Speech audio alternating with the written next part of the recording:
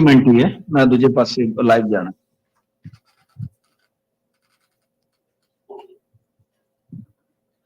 Hello, ਸਤਿ ਸ਼੍ਰੀ ਅਕਾਲ। ਤੁਸੀਂ ਜੁੜੇ ਹੋਏ ਹੋ ਪੰਜਾਬੀ ਰੇਡੀਓ USA ਦੇ ਨਾਲ ਤੇ ਮੈਂ ਹਾਂ ਪ੍ਰਵੀਨ ਸ਼ਰਮਾ ਲੈ ਕੇ ਹਾਜ਼ਰ ਹਾਂ ਪ੍ਰੋਗਰਾਮ ਖਬਰ ਤੇ ਨਜ਼ਰ। ਖਬਰ ਤੇ ਨਜ਼ਰ ਪ੍ਰੋਗਰਾਮ ਦੇ ਵਿੱਚ ਕਈ ਅਹਿਮ ਤੇ ਕਈ ਖਾਸ ਖਬਰਾਂ ਨੂੰ ਲੈ ਕੇ ਚਰਚਾ ਕਰਨ ਦੇ ਲਈ ਜੁੜ ਚੁੱਕੇ ਨੇ ਮਿੰਟੂ ਗੁਰਸਰੀਆ ਜੀ। ਮੈਨੂੰ ਸਤਿ ਸ਼੍ਰੀ ਅਕਾਲ, ਸਵਾਗਤ ਹੈ ਜੀ ਪੰਜਾਬੀ ਰੇਡੀਓ USA ਤੇ। ਜੀ ਸ਼ੁਕਰੀਆ ਸਾਰਿਆਂ ਨੂੰ, ਸਤਿ ਸ੍ਰੀ ਅਕਾਲ ਜੀ। ਖਬਰ ਤੇ ਨਜ਼ਰ ਪ੍ਰੋਗਰਾਮ ਦੇ ਵਿੱਚ ਅੱਗੇ ਵਧਣ ਤੋਂ ਪਹਿਲਾਂ ਧੰਨਵਾਦ ਕਰਦੇ ਚਲੀਏ ਸਪਾਂਸਰਸ ਦਾ, ਜਿਹੜੇ ਜ਼ਰੀਆ ਬਣਦੇ ਨੇ ਇਹਨਾਂ ਪ੍ਰੋਗਰਾਮਾਂ ਨੂੰ ਤੁਹਾਡੇ ਤੱਕ ਪਹੁੰਚਾਉਣ ਦੇ ਲਈ। ਖਾਲਸਾ ਇੰਸ਼ੋਰੈਂਸ ਏਜੰਸੀ ਵਾਲੇ, ਜਿਨ੍ਹਾਂ ਤੋਂ ਤੁਸੀਂ ਹਰ ਤਰੀਕੇ ਦੀ ਇੰਸ਼ੋਰੈਂਸ ਲੈ ਸਕਦੇ ਹੋ। ਇੰਸ਼ੋਰੈਂਸ ਬਾਰੇ ਪਤਾ ਕਰਨ ਲਈ ਇਹਨਾਂ ਦਾ ਨੰਬਰ ਹੈ 408-272-2500। ਇਹ 1992 ਤੋਂ ਲਗਾਤਾਰ ਇੰਸ਼ੋਰੈਂਸ ਬਿਜ਼ਨਸ ਦੇ ਵਿੱਚ ਸ਼ਾਨਦਾਰ ਸੇਵਾਵਾਂ ਦੇ ਰਹੇ ਨੇ ਤੇ ਅਮਰੀਕਾ ਭਰ ਦੇ ਵਿੱਚ ਇੰਸ਼ੋਰੈਂਸ ਕਰਦੇ ਨੇ। ਅੱਜ ਹੀ ਕਾਲ ਕਰੋ 408-272-2500 ਤੇ।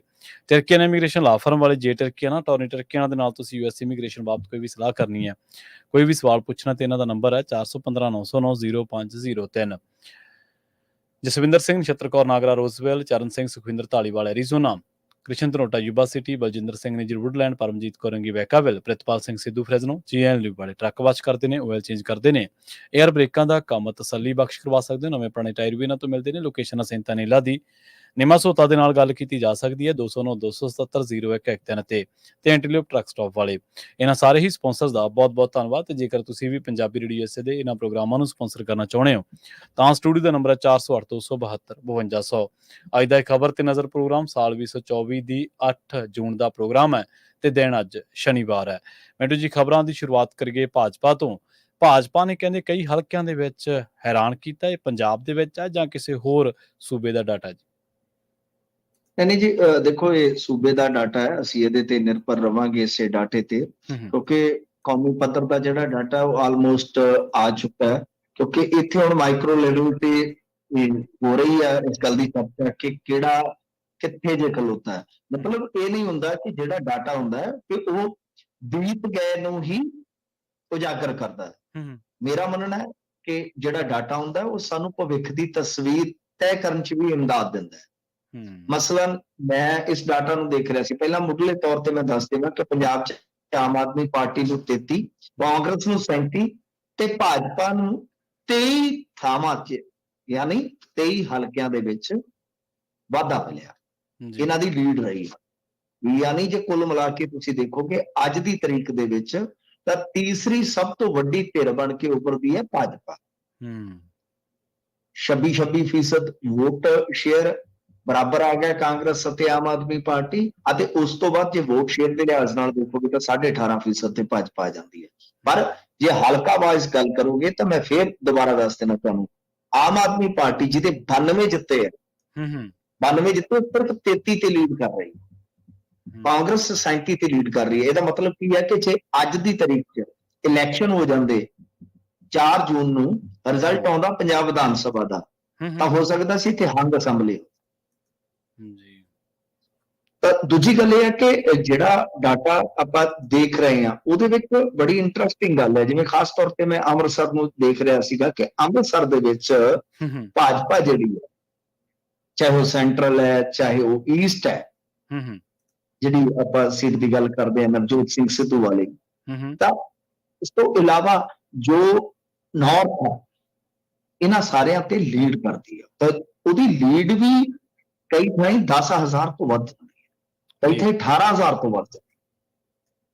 ਸੋ ਇਸ ਕਰਕੇ ਕਈ ਇਲਾਕਿਆਂ ਦੇ ਵਿੱਚ ਯਾਨੀ ਉਹਨੇ ਕਾਫੀ ਅੱਛਾ ਪ੍ਰਦਰਸ਼ਨ ਕੀਤਾ। ਜਿਵੇਂ ਹੁਣ ਬੱਲੂਆਣਾ ਹੈ, ਬਿਲਕੁਲ ਸਾਡੇ ਪਿੰਡਾਂ ਦਾ ਨਾਲ ਲੱਗਵਾ ਜਿਹੜਾ ਹਲਕਾ ਹੈ ਜੀ, ਉੱਥੇ ਭਾਜਪਾ ਦੀ ਲੀਡ ਜਿਹੜੀ ਆ 17,000 ਦੇ ਕਰੀਬ ਚਲੇ ਗਈ, 16 ਤੋਂ 17,000। ਠੀਕ ਹੈ ਜੀ। ਤਾਂ ਤੁਸੀਂ ਸੋਚ ਕੇ ਦੇਖੋ ਕਿਸੇ ਵਿਧਾਨ ਸਭਾ ਹਲਕੇ 'ਚ ਇੱਕ ਤਰ੍ਹਾਂ ਨਾਲ ਕਹਿ ਲਓ ਕਿ ਪੂਰੀ ਬਲਕ 'ਚ ਵੋਟ ਪਈ ਹੈ। ਸੋ ਜੇ ਤੁਸੀਂ ਗੁਰਦਾਸਪੁਰ 'ਚ ਦੇਖੋਗੇ ਤਾਂ ਉੱਥੇ ਵੀ ਭਾਜਪਾ ਜਿਹੜੀ ਹੈ ਬੇਸ਼ੱਕ ਹਾਰ ਗਈ, ਪਰ ਚਾਹੇ ਉਹ ਸੁਜਾਨਪੁਰ ਹੈ, ਭੋਆ ਹੈ, ਪਠਾਨਕੋਟ ਹੈ, ਉਹਦੀ ਲੀਡ ਇੱਕ ਥਾਂ 26,000 ਤੋਂ ਵੱਧ ਹੈ, ਇੱਕ ਥਾਂ 12,000 ਤੋਂ ਵੱਧ ਹੈ, ਇੱਕ ਥਾਂ 21,000 ਤੋਂ ਵੱਧ ਹੈ। ਯਾਨੀ ਬਹੁਤ ਹੀ ਤਗੜਾ ਇਹਨੂੰ ਝਟਕਾ ਦੇ ਰਹੇ। ਬਠਿੰਡਾ ਦੇ ਵਿੱਚ ਵੀ ਉਹਨਾਂ ਨੇ ਸ਼ਹਿਰੀ ਚ ਵਧਾਇਆ ਨਾ ਆਪਣਾ ਵੋਟ, ਉੱਥੇ ਵੀ ਹੈਰਾਨ ਕੀਤਾ, ਸਰਪ੍ਰਾਈਜ਼ ਕੀਤਾ ਸਭ ਨੂੰ। 500 ਸ਼ਾਇਦ 18 ਦੀ ਲੀਡ ਸੀਗੀ ਇਹਨਾਂ ਦੀ। ਤਾਂ ਕੁੱਲ ਮਿਲਾ ਕੇ ਆਪਾਂ ਕਹਿ ਸਕਦੇ ਹਾਂ ਕਿ ਇਸ ਨੂੰ ਜੇ ਆਪਾਂ ਜਾਂਚੀਏ, ਕਿਉਂਕਿ ਜੇ ਸਾਰੇ ਹਲਕਿਆਂ ਚ ਭਾਜਪਾ ਦਾ ਜ਼ਿਕਰ ਕਰਾਂਗੇ ਤਾਂ ਕਾਫੀ ਫਹਿਰਿਸਤ ਲੰਬੀ ਹੋ ਜਾਏਗੀ। ਤਾਂ ਮੁੱਢਲੇ ਤੌਰ ਤੇ ਆਪਾਂ ਇਸ ਚੀਜ਼ ਦਾ ਆਧਾਰ, ਇਸ ਚੀਜ਼ ਨੂੰ ਅੱਗੇ ਲੈ ਕੇ ਮਤਲਬ ਕਿ ਬਣਾ ਸਕਦੇ ਹਾਂ ਕਿ ਸ਼ਹਿਰਾਂ ਦੇ ਵਿੱਚ ਭਾਜਪਾ ਦਾ ਪ੍ਰਦਰਸ਼ਨ ਅੱਛਾ ਹੈ, ਮੇਰਾ ਮੰਨਣਾ ਹੈ। ਠੀਕ ਜਿਹੜਾ ਹੈ। ਡਾਟਾ ਜਿੰਨਾ ਕੁ ਮੈਂ ਐਨਲਾਈਜ਼ ਕਰ ਸਕਿਆ ਵਾਂ ਹੂੰ ਕਿ ਸ਼ਹਿਰ ਦਾ ਇਹਨਾਂ ਦਾ ਪ੍ਰਦਰਸ਼ਨ ਸ਼ਾਨਦਾਰ ਰਿਹਾ। ਹਾਂ, ਜੇ ਆਪਾਂ ਪਿੰਡਾਂ ਦੇ ਵਿੱਚ ਜਾ ਕੇ ਦੇਖੀਏ ਤਾਂ ਪਿੰਡਾਂ ਦਾ ਵੀ ਡਾਟਾ ਜਿਹੜਾ ਉਹ ਸਾਡੇ ਕੋਲ ਹਾਸਲ ਹੈ ਸਾਨੂੰ ਇਸ ਵੇਲੇ, ਤਾਂ ਭਾਜਪਾ ਜਿਹੜੀ ਹੈ ਪਿੰਡਾਂ ਦੇ ਵਿੱਚ ਪਛੜ ਗਈ। ਜਿਵੇਂ ਰਵਨੀਤ ਬਿੱਟੂ ਹੈ, ਤੁਸੀਂ ਦੇਖਿਆ ਹੋਣਾ ਕਿ ਕਾਂਗਰਸ ਜਿਹੜੀ ਹੈ ਲੁਧਿਆਣੇ ਦੇ ਤਾਂ ਤਕਰੀਬਨ ਸਾਰੇ ਹਲਕੇ ਹਾਰ ਗਈ। ਭਾਜਪਾ ਨੇ ਸਫਾਇਆ ਹੀ ਕਰ ਦਿੱਤਾ ਇੱਕ ਤਰ੍ਹਾਂ ਦਾ ਲੁਧਿਆਣਾ ਜੀ, ਸਾਰੇ ਹਲਕਿਆਂ ਚ ਹੀ। ਲੁਧਿਆਣਾ ਆਪਾਂ ਛੱਡ ਦਿੱਤਾ ਸੀ ਇਸੇ ਕਰਕੇ ਕਿਉਂਕਿ ਮੇਰਾ ਇਹੀ ਮੰਨਣਾ ਸੀ ਕਿ ਲੁਧਿਆਣੇ ਨੂੰ ਅੱਗੇ ਜਾ ਕੇ ਗਿਣਦੇ ਆ, ਪਰ ਲੁਧਿਆਣਾ ਇੱਕ ਤਰ੍ਹਾਂ ਨਾਲ ਵੜਿੰਗ ਨੂੰ ਵਕਤਾਂ ਚ ਪਾ ਗਿਆ ਸੀਗਾ। ਪਰ ਜਿਵੇਂ ਹੀ ਬਾਹਰੀ ਇਲਾਕੇ ਦੀਆਂ ਈਵੀਐਮ ਖੁੱਲੀਆਂ ਤਾਂ ਉੱਥੇ ਵੜਿੰਗ ਬਚ ਗਏ ਜੀ। ਤਾਂ ਮਤਲਬ ਕਿ ਪੇਂਡੂ ਹਲਕਿਆਂ ਚ ਜੇ ਆਪਾਂ ਦੇਖੀਏ ਤਾਂ ਇਹਨਾਂ ਦੀ ਵੋਟ ਜਿਹੜੀ ਹੈ ਭਾਜਪਾ ਨੂੰ ਬੇਸ਼ੱਕ 25,08,177 ਵੋਟ ਪਈ ਹੈ। ਠੀਕ ਹੈ ਨਾ ਜੀ। ਤਾਂ ਇਹਦੇ ਵਿੱਚ ਆਪਾਂ ਜੇ ਮੁੱਢਲੇ ਤੌਰ ਤੇ ਦੇਖੀਏ ਤਾਂ ਸ਼ਹਿਰਾਂ ਦੇ ਵਿੱਚ ਵੋਟ ਜਿਹੜੀ ਹੈ ਉਹ ਜ਼ਿਆਦਾ ਪਈ ਹੈ ਮੁਕਾਬਲਤਨ ਪੇਂਡੂ ਹਲਕੇ ਚ। ਤਾਂ ਟੋਟਲ ਵੋਟ ਜਿਹੜੀ ਹੈ ਇਹਨਾਂ ਦੀ ਉਹ 25 ਲੱਖ ਤੋਂ ਵੱਧ ਜਾ ਰਹੀ ਹੈ, ਬਹੁਤ ਵੋਟ ਲੈ ਗਿਆ। ਤਾਂ ਗੱਲ ਇਹ ਆ ਕਿ ਹੁਣ ਦੇਖੋ ਮਸਲਾ ਕੀ ਹੈ। ਪਹਿਲੀ ਗੱਲ ਤਾਂ ਮੈਂ ਇੱਕ ਦੱਸਦਾ ਹਾਂ ਕਿ ਇਹ ਭਾਜਪਾ ਦਾ ਜਿਹੜਾ ਇਸ ਵੇਲੇ ਵੋਟ ਸ਼ੇਅਰ ਵਧਿਆ, ਇਹਦਾ ਇੱਕ ਵੱਡਾ ਕਾਰਨ ਇਹ ਵੀ ਆ ਕਿ ਕਾਂਗਰਸ ਵਰਸਸ ਭਾਜਪਾ ਸੀ ਪੰਜਾਬ ਦੇ ਵਿੱਚ। ਠੀਕ ਹੈ ਜੀ। ਬਹੁਤ ਸਾਰੇ ਵੋਟਰ ਇਵਨ ਦੈਟ ਕਿ ਮੈਂ ਇੰਟਰੈਕਟ ਕਰਦਾ ਰਹਿਣਾ, ਯੰਗਸਟਰ ਜਿਹੜੇ ਮਿਲਦੇ ਨੇ ਜਿਮ ਚ ਮਿਲਦੇ, ਕਿਉਂਕਿ ਮੈਨੂੰ ਥਾਂ ਥਾਂ ਤੇ ਮੌਕਾ ਮਿਲਦਾ ਹੈ, ਤਾਂ ਉਹਨਾਂ ਦੇ ਵਿੱਚ ਇੱਕ ਖਾਸ ਪ੍ਰਕਾਰ ਦੀ ਰੁਚੀ ਸੀ ਜਾਂ ਰੁਝਾਨ ਸੀ ਕਿ ਬਈ ਵੋਟ ਜੇ ਪਾਉਣੀ ਹੈ ਤਾਂ ਫਿਰ ਜਾਂ ਤਾਂ ਅਸੀਂ ਮੋਦੀ ਨੂੰ ਪਾਈਏ ਤੇ ਜਾਂ ਸਾਡੇ ਕੋਲ ਆਪਸ਼ਨ ਹੈ ਉਹਦੇ ਵਿਰੋਧੀ ਤੇ ਠੀਕ ਹੈ ਕਾਂਗਰਸ। ਤਾਂ ਇਹਦਾ ਫਾਇਦਾ ਵੀ ਭਾਜਪਾ ਨੂੰ, ਯਾਨੀ ਜੋ ਕਾਂਗਰਸ ਦਾ ਜਾਂ ਉਤਲੇ ਪੱਧਰ ਰਾਮ ਮੰਦਿਰ ਦਾ ਜੋ ਫੈਕਟਰ ਸੀਗਾ, ਰਾਮ ਮੰਦਿਰ ਦਾ ਫੈਕਟਰ ਸੀਗਾ ਐਤਕੀ ਪੰਜਾਬ ਦੇ ਸ਼ਹਿਰਾਂ 'ਚ, ਤਾਂ ਅਯੋਧਿਆ 'ਚ ਬੇਸ਼ੱਕ ਉਹ ਹਾਰ ਗਏ ਪਰ ਪੰਜਾਬ 'ਚ ਸੀਗਾ, ਤਾਂ ਉਹਦਾ ਮਤਲਬ ਕਿ ਇਹਨਾਂ ਨੂੰ ਫਾਇਦਾ ਹੋਇਆ। ਸੈਂਟਰਲਾਈਜ਼ਡ ਰਿਹਾ ਪੰਜਾਬ ਦਾ ਇਲੈਕਸ਼ਨ, ਇਸ ਗੱਲ ਦਾ ਇਹਨਾਂ ਨੂੰ ਲਾਹਾ ਰਿਹਾ। ਹੁਣ ਜਿਹੜੀ ਗੱਲ ਆ ਆਮ ਆਦਮੀ ਪਾਰਟੀ ਨੂੰ ਖਤਰਾ ਇਸ ਗੱਲ ਤੋਂ ਹੈ, ਚਲੋ ਗਾਂ ਜਾ ਕੇ ਹੋ ਸਕਦਾ ਹੈ ਕਿ ਇਹ ਇਹਨਾਂ ਦਾ ਵੋਟ ਸ਼ੇਅਰ ਹੋਰ ਵੱਧ ਜਾਵੇ ਜਾਂ ਘਟ ਜਾਵੇ, ਉਹ ਮੁਨੱਕਰ ਕਰਦਾ ਹੁੰਦਾ, ਨਿਰਭਰ ਕਰਦਾ ਹੁੰਦਾ ਕਿ ਅਗਲਾ ਇਲੈਕਸ਼ਨ ਕਿਹੜੇ ਮੁੱਦਿਆਂ ਤੇ ਜਾ ਰਿਹਾ, ਉਸ ਟਾਈਮ ਨੈਰੇਟਿਵ ਕਿਸ ਤਰ੍ਹਾਂ ਦੇ ਹੁੰਦੇ ਨੇ, ਉਸ ਤਰ੍ਹਾਂ ਜਿਸ ਤਰ੍ਹਾਂ ਆਪਾਂ ਅੱਗੇ ਦੇਖਿਆ, ਉਹ ਬਾਤ ਦੀ ਗੱਲ ਹੈ।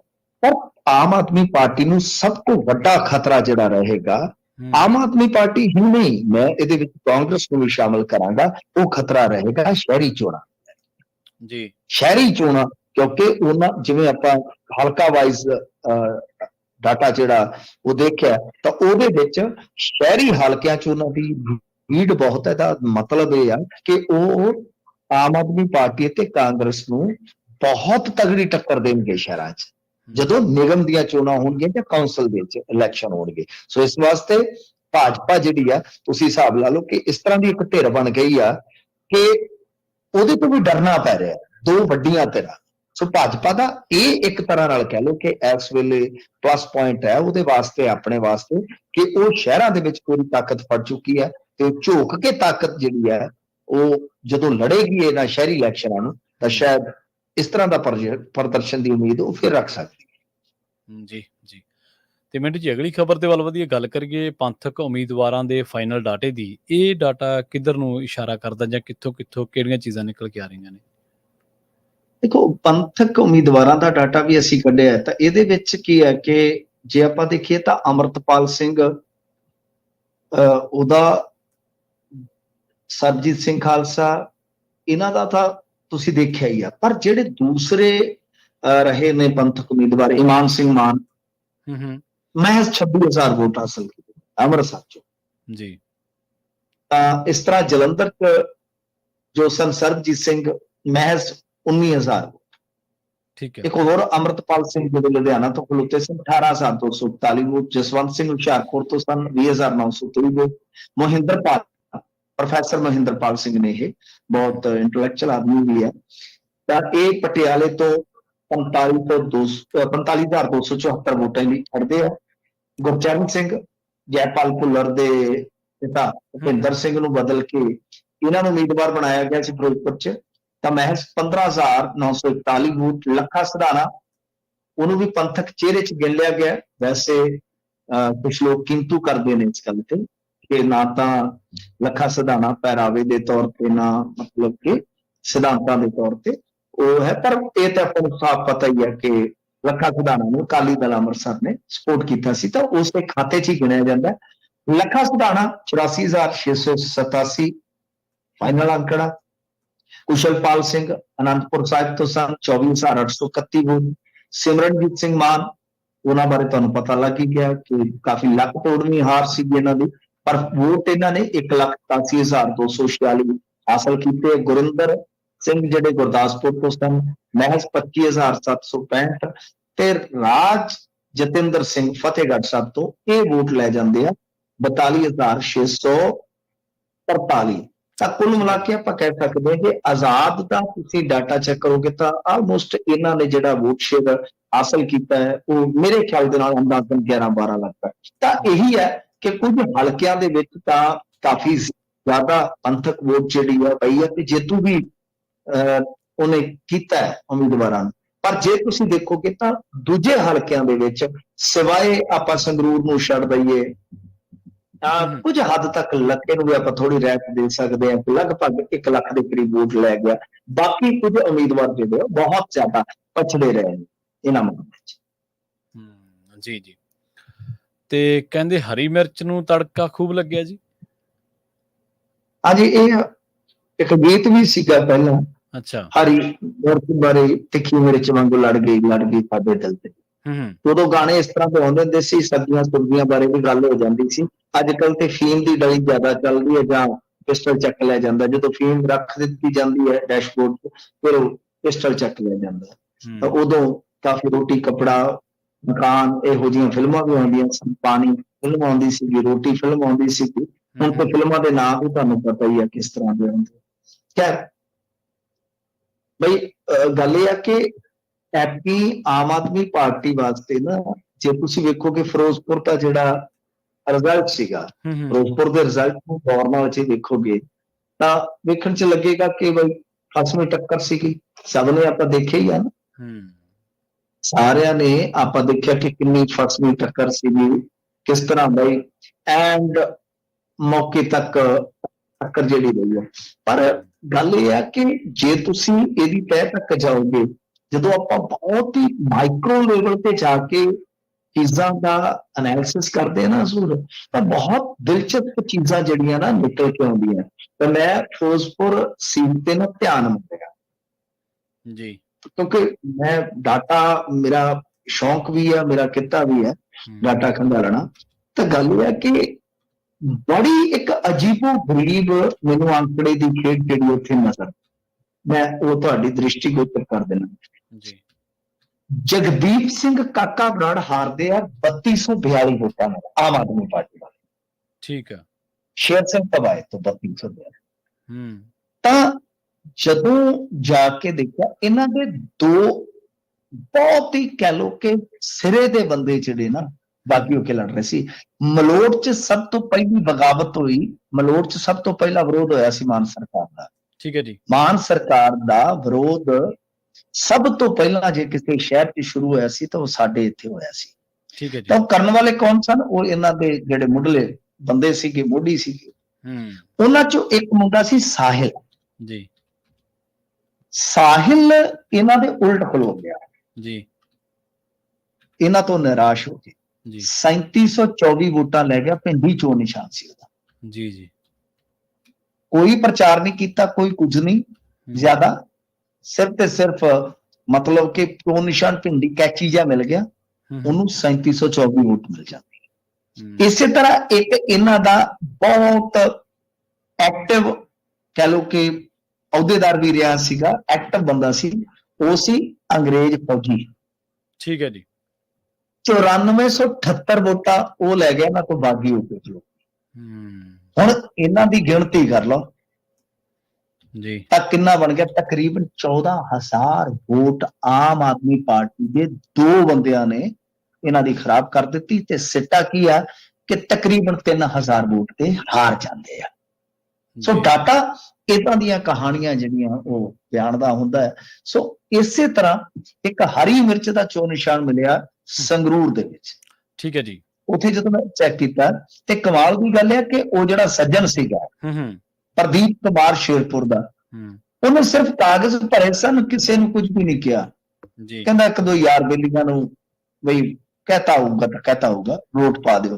ਹੂੰ ਤੇ ਕਮਾਲ ਇਹ ਹੋਇਆ ਕਿ ਜਿਹੜਾ ਸੇਖੋਂ ਬਰਖਾਸਤ ਡੀਐਸਪੀ, ਸਾਬਕਾ ਡੀਐਸਪੀ, ਉੱਥੇ ਮਹੀਨਿਆਂ ਬੱਧੀ ਕੰਮ ਕਰਦਾ ਰਿਹਾ, ਜੀ ਉਹਦੇ ਮੁਕਾਬਲੇ ਪ੍ਰਦੀਪ ਨੂੰ ਜ਼ਿਆਦਾ ਵੋਟਾਂ ਮਿਲ ਗਈਆਂ। ਉਹਨੂੰ 5,033 ਵੋਟਾਂ ਮਿਲ ਗਈਆਂ। ਅੱਛਾ। ਸੋ ਇਹ ਚੀਜ਼, ਹਾਂਜੀ ਬਿਲਕੁਲ ਡਾਟਾ ਖੰਗਾਲੋ ਤਾਂ ਕਮਾਲ ਦੇ ਅੰਕੜੇ ਮਿਲਦੇ ਨੇ। ਇਹ ਅੰਕੜੇ ਬਹੁਤ ਦਿਲਚਸਪ ਸਾਡੇ ਸਾਹਮਣੇ ਤਸਵੀਰ ਖਿੱਚਦੇ ਆ ਕਿ ਯਾਰ ਕਿਸ ਤਰ੍ਹਾਂ ਕਹਾਣੀ ਜਿਹੜੀ ਹੈ ਉਹ ਹੈਰਾਨ ਕਰਦੀ ਹੈ। ਤਾਂ 5,139 ਵੋਟਾਂ ਪ੍ਰਦੀਪ ਕੁਮਾਰ, ਸ਼ਾਇਦ ਅਖਬਾਰ ਦੇ ਵਿੱਚ ਕਿਤੇ ਗਲਤ ਛਪਿਆ ਹੋਵੇ, ਪਰ ਜੇ ਉੱਥੇ ਜਾ ਕੇ ਦੇਖੀਏ ਤਾਂ ਜਿਹੜਾ ਚੋਣ ਕਮਿਸ਼ਨ ਦਾ ਅੰਕੜਾ ਉਹ 5,139 ਹੈ ਜੀ। ਤੇ ਜਿਹੜੇ ਬਲਵਿੰਦਰ ਸਿੰਘ ਸੇਖੋਂ ਆ ਉਹ 2,572 ਵੋਟਾਂ ਹਾਸਲ ਕਰ ਦਿੱਤੇ ਨੇ। ਯਾਨੀ ਅੱਧੇ ਤੋਂ ਜ਼ਿਆਦਾ ਹਰੀ ਮਿਰਚ ਜਿਹੜੀ ਆ ਉਹਨਾਂ ਨੂੰ ਪਛਾੜ ਜਾਂਦੀ ਹੈ। ਸੋ ਇਹ ਕੁਝ ਕਹਾਣੀਆਂ ਨੇ। ਹਰੀ ਮਿਰਚ ਨੂੰ ਉੱਥੇ ਲੋਕਾਂ ਨੇ ਖੂਬ ਵੋਟ ਪਾਈ, ਯਾਨੀ ਚੋਣ ਨਿਸ਼ਾਨ ਦਾ ਵੀ ਕਈ ਵਾਰ ਜਿਹੜਾ ਹੈ ਨਾ ਉਹ ਸਿੱਕਾ ਚੱਲ ਜਾਂਦਾ। ਪਰ ਬਲਵਿੰਦਰ ਸੇਖੋਂ ਹੋਰਾਂ ਦੇ ਨਾਲ ਬਹੁਤ ਹੀ ਜ਼ਿਆਦਾ ਬੁਰੀ ਹੋਈ ਕਿਉਂਕਿ ਉਹਨਾਂ ਦੀ ਵੋਟ ਹਰੀ ਮਿਰਚ ਵਾਲੇ ਤੋਂ ਵੀ ਘੱਟ ਨਿਕਲੀ। ਜਿਹੜਾ ਬੰਦਾ ਕਹਿੰਦਾ ਮੈਂ ਇੱਕ ਦਿਨ ਵੀ ਕੰਮ ਛੱਡ ਕੇ ਰਕਸ਼ੇ ਤੇ ਵੀ ਪ੍ਰਚਾਰ ਨਹੀਂ ਕੀਤਾ। ਜੀ। ਤੇ ਇਸੇ ਤਰ੍ਹਾਂ ਮਿੰਟੂ ਜੀ ਗੱਲ ਕਰੀਏ ਆਪਾਂ ਬਠਿੰਡਾ ਹਲਕੇ ਦੇ ਉਹਨਾਂ ਪਿੰਡਾਂ ਦੇ ਵਿੱਚੋਂ ਜਿਹੜੇ ਐਮਐਲਏ ਦੇ ਪਿੰਡ ਨੇ ਤੇ ਉਹਨਾਂ ਪਿੰਡਾਂ ਦੇ ਵਿੱਚੋਂ ਵੀ ਇਹ ਐਮਐਲਏ ਹਾਰ ਗਏ ਅੱਜ। ਦੇਖੋ ਜਿਹੜੇ ਤਾਂ ਕੈਂਡੀਡੇਟ ਸੀਗੇ ਬਠਿੰਡੇ ਦੇ ਵਿੱਚ ਉਹ 3 ਕੈਂਡੀਡੇਟ ਸੀ ਜੀ। ਖੁੱਡੀਆਂ ਦਾ ਪਿੰਡ ਖੁੱਡੀਆਂ, ਬਾਦਲ ਜੋ ਬੀਬਾ ਜੀ ਉਹਨਾਂ ਦਾ ਪਿੰਡ ਬਾਦਲ, ਸਭ ਨੂੰ ਪਤਾ ਹੈ। ਕੀ ਤੁਹਾਨੂੰ ਪਤਾ ਕਿ ਜੀਤ ਮਹਿੰਦਰ ਸਿੱਧੂ ਦਾ ਪਿੰਡ ਕਿਹੜਾ? ਜੀਤ ਮਹਿੰਦਰ ਸਿੱਧੂ ਦਾ ਪਿੰਡ ਹੈ ਜਿਹੜਾ ਉਹ ਪਿੰਡ ਹੈ ਪੱਥਰਾਲਾ। ਪੱਥਰਾਲਾ ਹੈ ਜੀ ਇਹਨਾਂ ਦਾ ਜੱਦੀ ਪਿੰਡ। ਸੋ ਇਹ ਤਿੰਨੇ ਜਿਹੜੇ ਆ ਆਪੋ ਆਪਣੇ ਪਿੰਡ ਚੋਂ ਵੱਧ ਗਏ। ਜੀ ਜੀ।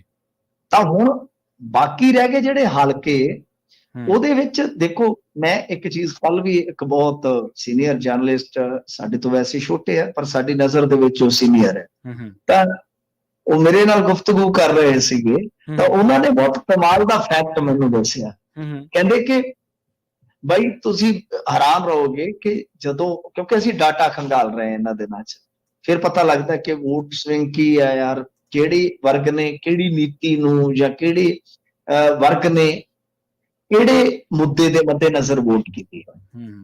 ਤਾਂ ਅਸੀਂ ਜਦੋਂ ਗੱਲ ਕਰ ਰਹੇ ਸੀ ਉਹ ਕਹਿੰਦੇ ਬਾਈ ਇਸ ਚੀਜ਼ ਵੱਲ ਵੀ ਧਿਆਨ ਦਿਓ। ਮੈਂ ਕਿਹਾ ਕਿਹੜਾ?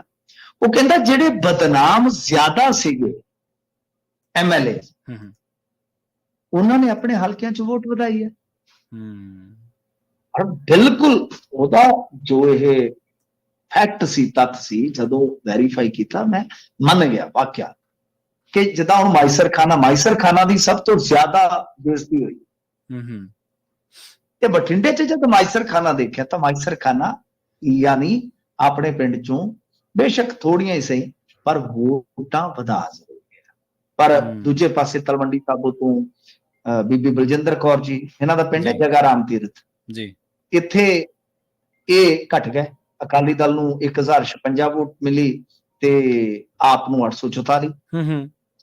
ਇਸ ਤਰ੍ਹਾਂ ਜੇ ਤੁਸੀਂ ਅੱਗੇ ਵੇਖੋਗੇ ਤਾਂ ਮਾਸਟਰ ਜਗਸੀਰ ਸਿੰਘ, ਇਹ ਪੁੱਚੋ 'ਚ ਵਿਧਾਇਕ ਨਹੀਂ ਪਰ ਇਹਨਾਂ ਦਾ ਪਿੰਡ ਹੈ ਚੱਕ ਫਤਿਹ ਸਿੰਘ ਵਾਲਾ, ਜਿੱਥੇ ਸੁਖਬੀਰ ਸਿੰਘ ਬਾਦਲ ਹੋਰਾਂ ਦੇ ਮੇਰੇ ਖਿਆਲ ਦੇ ਨਾਲ ਨਾਨਕੇ, ਤੇ ਇੱਥੇ ਇਹ ਆਪਣੀ ਵੋਟ ਨਹੀਂ ਵਧਾ ਸਕੇ। ਅਕਾਲੀ ਦਲ ਇੱਥੇ 1,022 ਵੋਟ ਲੈ ਜਾਂਦਾ ਹੈ ਤੇ ਆਮ ਆਦਮੀ ਪਾਰਟੀ ਨੂੰ ਮਹਿਜ਼ 316 ਵੋਟਾਂ ਮਿਲਦੀ। ਤਾਂ ਇਸ ਤਰ੍ਹਾਂ 7 ਤੋਂ 6 ਵੋਟਾਂ ਦਾ ਫਰਕ ਰਹਿੰਦਾ। ਬਠਿੰਡਾ ਦਿਹਾਤੀ ਤੋਂ ਜਿਹੜੇ ਵਿਧਾਇਕ ਆ ਰਤਨ, ਉਹਨਾਂ ਦਾ ਪਿੰਡ ਕੋਟ ਪੱਤਾ ਵੀ ਜਿਹੜਾ ਹੈ ਉਹ ਅਕਾਲੀ ਦਲ ਤੋਂ ਬਚਿਆ ਜਾਂਦਾ।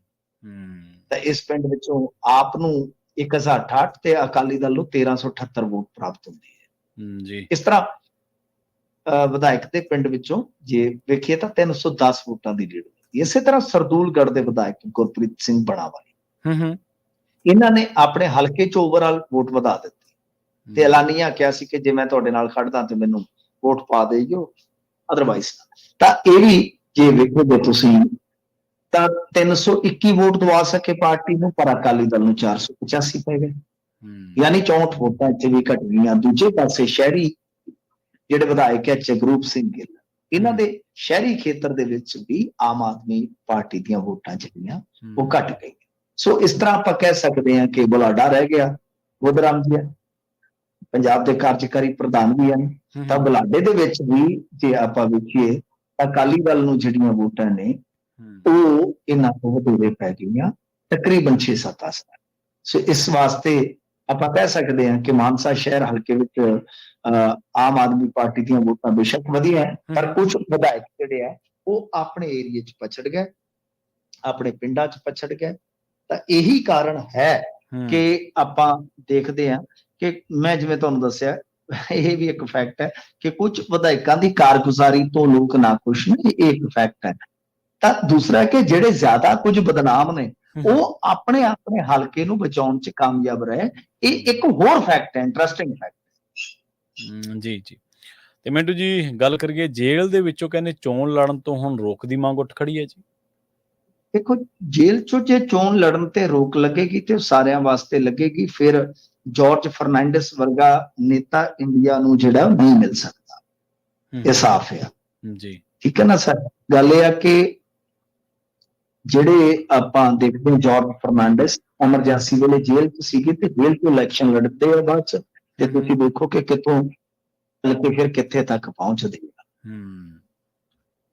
ਤਾਂ ਦੂਸਰੇ ਪਾਸੇ ਜੇ ਆਪਾਂ ਇੱਧਰ ਦੇਖਦੇ ਹਾਂ ਕਿ ਅਮਰਤਪਾਲ ਸਿੰਘ ਜਾਂ ਸਰਬਜੀਤ ਸਿੰਘ ਖਾਲਸਾ ਜਿਹੜੇ ਜਿੱਤੇ ਆ, ਕੁਝ ਲੋਕਾਂ ਨੂੰ ਤਕਲੀਫ ਹੈ ਇਸ ਗੱਲ ਦੇ ਵਿੱਚ ਕਿ ਹਾਂ ਇਹ ਕਿਵੇਂ ਜਿੱਤੇ ਆ, ਇਹ ਰਸਤਾ ਬੰਦ ਕਰਨਾ ਚਾਹੀਦਾ।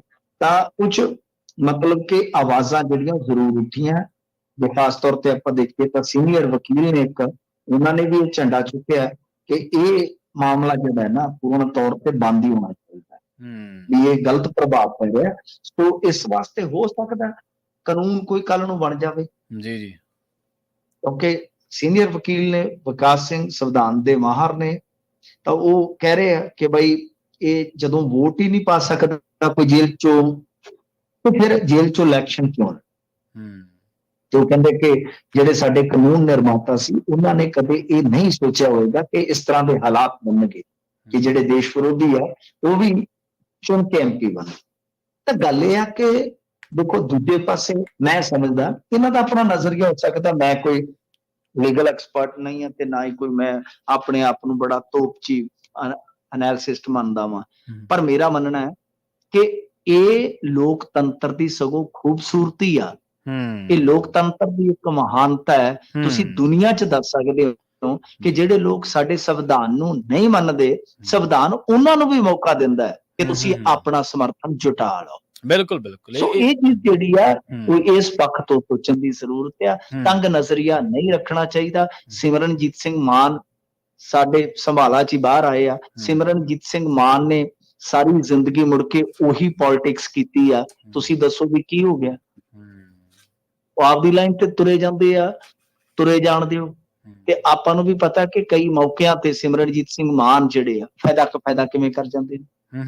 ਸੋ ਇਹ ਕਹਾਣੀਆਂ ਨੇ ਇਤਿਹਾਸ ਦਾ ਪੱਖ ਹੈ, ਪਰ ਮੇਰਾ ਮੰਨਣਾ ਵਿਅਕਤੀਗਤ ਨਜ਼ਰੀਆ, ਹੋ ਸਕਦਾ ਕੋਈ ਸਹਿਮਤ ਹੋਵੇ ਰਾਸ਼ਟਰਵਾਦੀ, ਕੋਈ ਅਸਹਿਮਤ ਹੋਵੇ, ਮੈਨੂੰ ਕਿਸੇ ਦੀ ਕੋਈ ਚਿੰਤਾ ਨਹੀਂ ਹੈ, ਉਹ ਉਹਨਾਂ ਦੀ ਪ੍ਰੋਬਲਮ ਆ। ਪਰ ਮੇਰਾ ਮੰਨਣਾ ਕਿ ਇਹ ਮਹਾਨਤਾ, ਇਹ ਖੂਬਸੂਰਤੀ ਹੁੰਦੀ ਹੈ ਕਿਸੇ ਵੀ ਡੈਮੋਕ੍ਰੇਸੀ ਦੀ ਕਿ ਜੇ ਤੁਹਾਡੇ ਸਿਸਟਮ ਨੂੰ, ਤੁਹਾਡੇ ਨਿਜ਼ਾਮ ਨੂੰ, ਤੁਹਾਡੇ ਸੰਵਿਧਾਨ ਨੂੰ ਕੋਈ ਬੰਦਾ ਨਹੀਂ ਵੀ ਮੰਨਦਾ, ਜੇ ਉਹਨੂੰ ਫਿਰ ਵੀ ਮੌਕਾ ਮਿਲ ਰਿਹਾ, ਤਾਂ ਇਹ ਉਹਦੀ ਉਹ ਖੂਬਸੂਰਤੀ ਹੈ ਸੰਵਿਧਾਨ ਦੀ।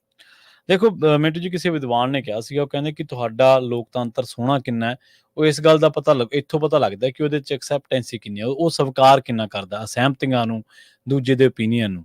ਲੋਕਤੰਤਰ ਚੀਜ਼ ਐਸੀ ਹੈ, ਜਿੰਨਾ ਇਹਨੂੰ ਮੋਕਲਾ ਕਰੀ ਜਾਓਗੇ, ਜਿੰਨਾ ਇਹਨੂੰ ਖੁੱਲ੍ਹ ਦਿਲੀ ਨਾਲ ਓਪਨ ਕਰੀ ਜਾਓਗੇ, ਓਨਾ ਇਹ ਸ਼ਾਨਦਾਰ ਹੋਈ ਜਾਊਗਾ। ਜਿੰਨਾ ਇਹਨੂੰ ਸੁੰਗੇੜੋਗੇ, ਤਾਂ ਓਨਾ ਇਹ ਕਰੂਪ ਹੁੰਦਾ ਜਾਊਗਾ, ਓਨਾ ਹੀ ਇਹਦਾ ਦਾਇਰਾ ਘਟਣ ਦੇ ਨਾਲ ਇਹਦੀ ਜਿਹੜੀ ਸ਼ਾਨਾਮਤੀ, ਜਿਹੜੀ ਖੂਬਸੂਰਤੀ ਆ, ਉਹ ਘਟਦੀ ਜਾਊਗੀ ਤੇ ਸਿੱਟੇ ਵਜੋਂ ਇਹ ਦਮ ਤੋੜ ਜੂਗਾ।